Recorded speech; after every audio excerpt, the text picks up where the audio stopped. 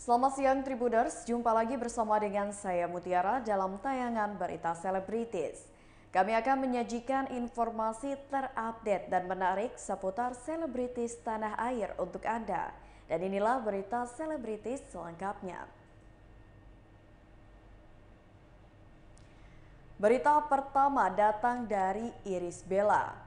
Irish Bella kenalkan bisnis fashion pertamanya di hari ulang tahunnya. Irish Bella tengah merasakan kebahagiaan yang berkali-kali lipat. Pasalnya pada kemarin, Irish Bella merayakan ulang tahunnya. Tepat di hari ulang tahunnya yang ke-26 tahun pada Sabtu 23 April 2022 kemarin, Irish Bella juga untuk pertama kalinya tampil sebagai seorang desainer. Koleksi desain Irish Bella pun untuk pertama kalinya ditampilkan dalam sebuah pagelaran busana Muslim Fashion Festival 2022. Irish Bella kini menggeluti dunia bisnis fashion dengan mengeluarkan brand pakaian muslimah. Tak sembarangan mengeluarkan brand, ternyata Irish Bella juga memiliki filosofi di balik pakaian yang dikeluarkannya. Senada dengan Irish Bella, Ahmad Zhoni menambahkan akan mengajak para fans untuk menjadi penikmat brandnya. Selain itu, Ahmad Zhoni juga menyebutkan bahwa brand pakaian milik Irish Bella mengedepankan antara hubungan sesama manusia dan manusia dengan Tuhan. Tak hanya itu, Irish Bella dan Ahmad Zhoni juga memikirkan matang-matang terkait bahan yang digunakan untuk memproduksi pakaian. Pertama kalinya Irish Bella yang dikenal sebagai seorang artis berada di balik bisnis fashion. Brand fashion yang dikeluarkan Irish Bella pun tampil dalam perhelatan Muslim Fashion Festival 2022.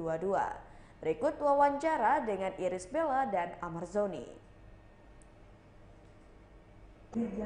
Oh, kalau menggunakan hijab sudah lama ya, keinginannya udah dari sebelum menikah gitu. Dan sebenarnya kayak maju mundur juga, pengen terjun juga ke dunia fashion gitu. Tapi karena kemarin kan belum ada waktunya gitu, terus juga belum ada keberaniannya. Tapi sekarang alhamdulillah karena ada waktu, sekarang kan udah nggak syuting, terus ngurus anak juga, terus udah ada waktu luang banyak lah.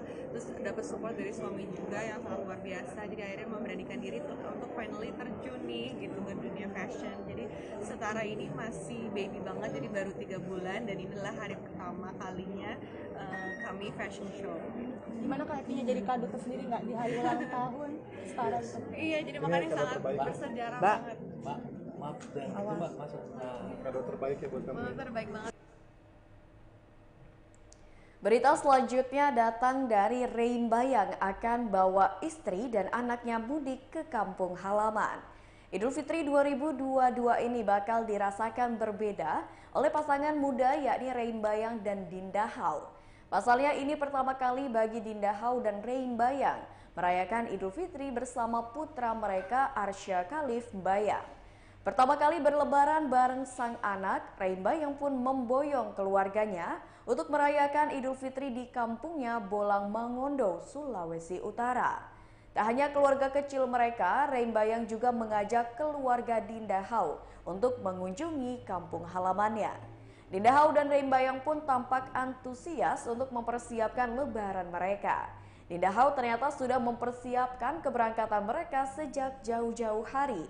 Wanita berdarah Palembang itu pun begitu senang ketika menceritakannya. Reimba Yang pun menceritakan tradisi lebaran yang selalu ada di kampungnya. Menurut Reimba Yang, keseruan di kampungnya tak hanya terjadi di hari lebaran, bahkan 10 hari setelahnya. Menurut Reimba Yang, dalam tradisi tersebut masyarakat di kampungnya diwajibkan untuk masak dan membagikan makanannya kepada orang yang lewat. Reimba Yang pun ingin agar keluarganya termasuk sang mertua merasakan keseruan berlebaran di Bolang Mongondo, Sulawesi Utara. Berikut wawancara dengan Dinda Hau dan Reimba Yang.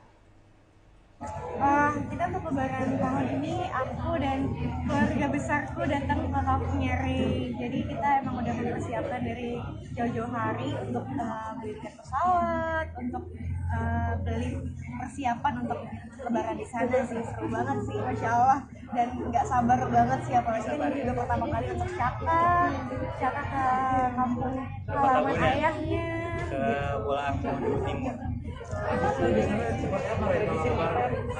Tradisi Lebaran. Tradisi. Nah, kenapa aku ngajak istri, mertua, bahkan sampai keluarga besar di sini aku ajak karena di daerah aku tuh di Kabupaten Bolang Timur tuh ada keunikan. Jadi di Idul Fitri itu rame, tapi 10 hari setelah Idul Fitri lebih rame lagi, namanya Lebaran Ketupat. Jadi itu semua rumah wajib masak dan ngasih makanan gratis buat orang yang lewat. Jadi aku pengen mereka. Berita selanjutnya, mimpi Novia Bahmit jadi model kini terwujud. Novia Bahmit atau yang juga dikenal sebagai Novia Idol ternyata memiliki mimpi besar di dunia modeling. Beruntung setelah namanya besar di dunia tarik suara, Novia Bahmit juga berhasil mewujudkan mimpinya di dunia modeling. Gadis berdarah Arab ini menceritakan ketertarikannya di dunia modeling. Novia juga memiliki impian untuk berlenggak-lenggok di atas catwalk. Jebolan Indonesian Idol 2018 ini pun menceritakan bahwa sempat berhalusinasi menjadi seorang model.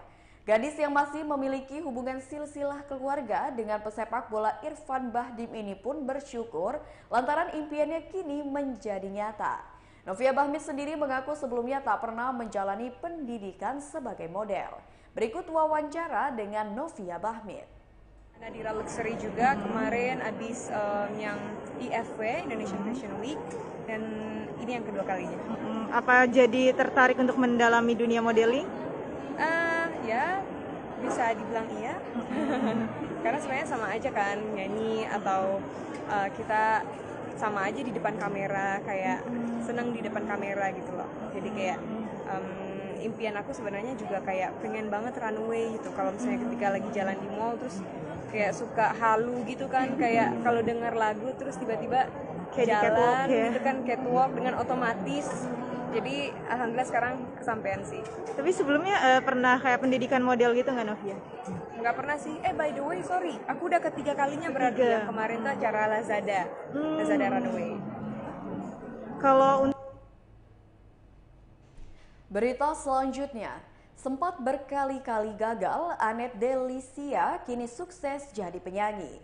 Annette Delisia menceritakan bagaimana dirinya merintis karir hingga kini menjadi seorang penyanyi. Pelantun mungkin hari ini, esok, atau nanti ini mengatakan sudah menyukai dunia tarik suara sejak kecil.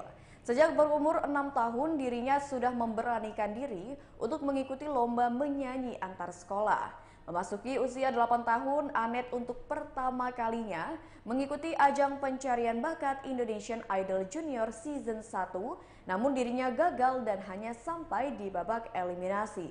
Lebih lanjut, Annette untuk kedua kalinya mencoba peruntungannya di ajang pencarian bakat The Voice Kids Indonesia Season 2, namun dirinya hanya mampu bertahan sampai babak 6 besar. Meski 2 kali gagal mengikuti ajang pencarian bakat, Annette tidak patah semangat. Untuk yang ketiga kalinya, Annette lagi-lagi mencoba ajang pencarian bakat, yaitu Indonesian Idol Junior Season 3. Bersyukur ya, pada ajang ini Annette keluar sebagai juara 1.